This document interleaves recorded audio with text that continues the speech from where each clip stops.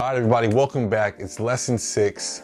Last lesson, we spent 30 minutes talking about team building, which is crazy, but it really exemplifies how important that lesson is. If you want to scale your business, you got to learn how to team build. You got to learn how to identify, you got to learn how to identify the needs of your business. All right, and you fill those needs with the proper personnel, staff, employees, independent contractors, whatever. And if you watched the last lesson and you took good notes, then you know exactly what I'm talking about. Now for this lesson, it's not gonna be that long because it's just an intro, but it is hands down my favorite part of business, and that's branding and marketing, okay? Should have wrote this down before, but this is the intro to branding and marketing. All right, intro to branding and marketing. So listen, branding and marketing. My favorite part about starting all my businesses is building a brand.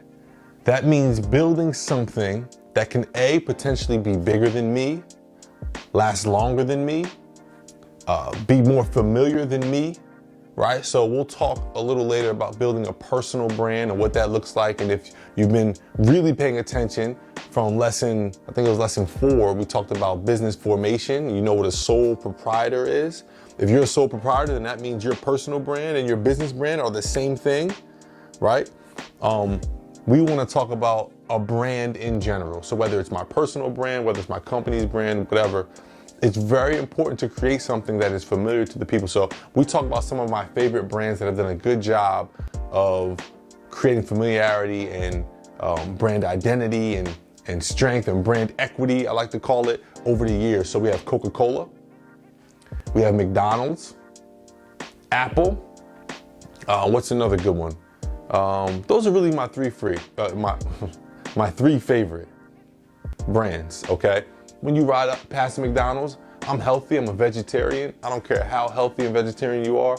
When you see those golden arches, your mouth start watering, right? If you ever had McDonald's fries, you see them arches, you start thinking of those fries. You start thinking of that famous mac sauce or barbecue sauce. Coca-Cola, same thing. I don't even drink soda.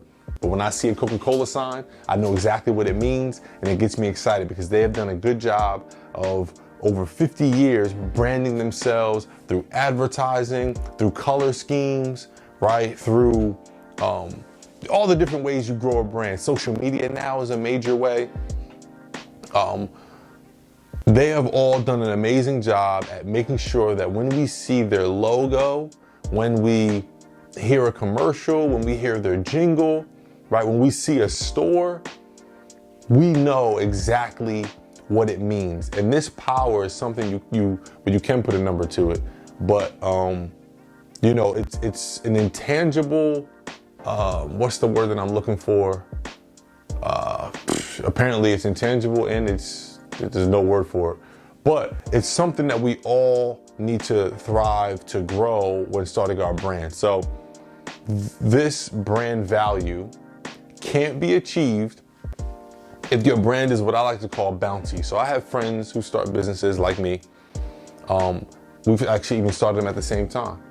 And through my 5 years, I'll even use my youth basketball organization, for example, because we're one of the best branded companies in New Jersey. There's other companies that have been around even longer, but their branding isn't as professional as ours, meaning our colors are black and orange. We could use a different orange every time we create a flyer, create a logo, send an email, print a shirt.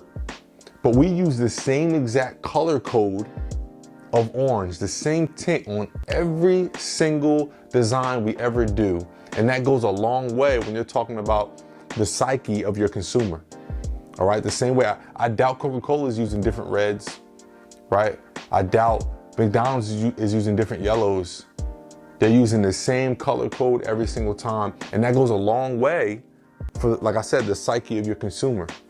What is your consumer feeling when they see these colors? Same thing with your fonts, right? Same thing with, for example, my youth basketball organization. I don't even like using different video editors. Because some editors will edit and they'll use dark tints and dark music, and others will use bright tints and bright poppy music.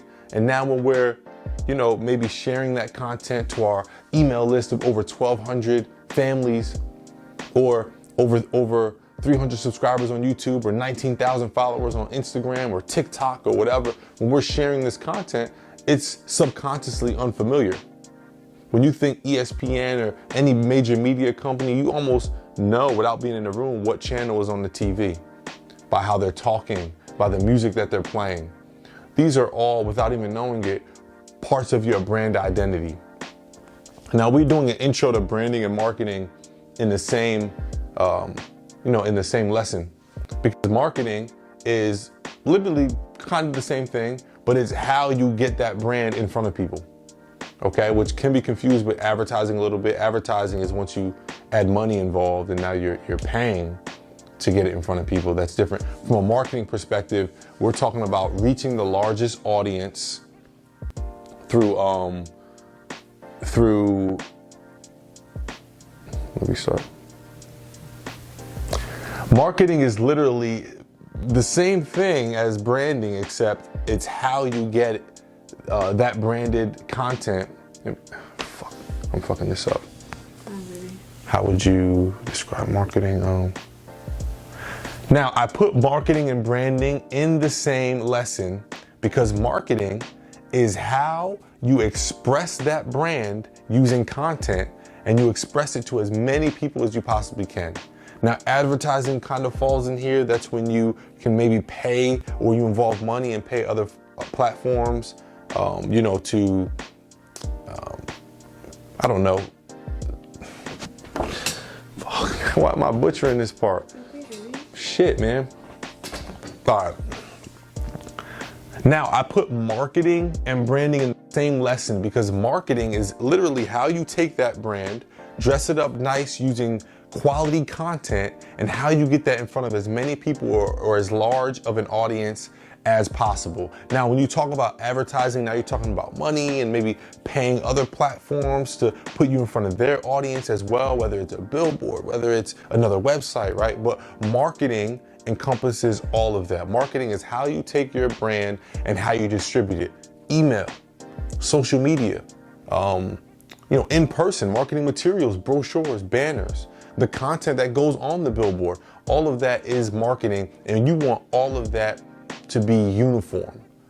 If somebody right now stumbled across my youth basketball organization on social media, and then stumbled across our billboard on the highway, and stumbled across our banner at the gym that we train at, and stumbled across a social media ad, and then stumbled across maybe a kid in a store wearing our shirt, or maybe seeing us at a tournament, they're gonna see the same fonts, the same logos, the same branding, and they're gonna know and automatically become extremely familiar with our brand. And just like that, they went from a prospect, right, to a suspect. They went from someone who now is going to support that brand or choose our brand over another brand that maybe they'd never seen before. We have subconsciously built rapport with a potential customer, all because of branding, not even marketing. We didn't even talk about once they subscribe to our email list and now we can market to them.